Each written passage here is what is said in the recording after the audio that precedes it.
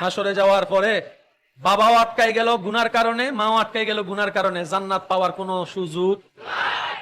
এবার তাদেরকে ফেরেশতারা জাহান্নামে নিয়ে যাচ্ছে।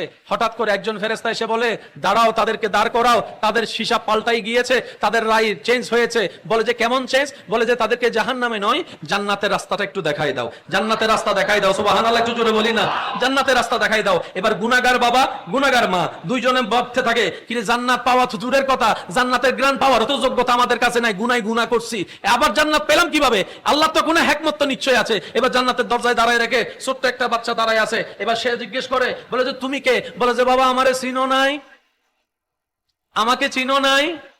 সুবহানাল্লাহ, আওয়াজ আসতেছে না? আমাকে চিনো নাই? বাবা মা বলে যে না, আমি তো তোমাকে চিনছি না, তুমি কে?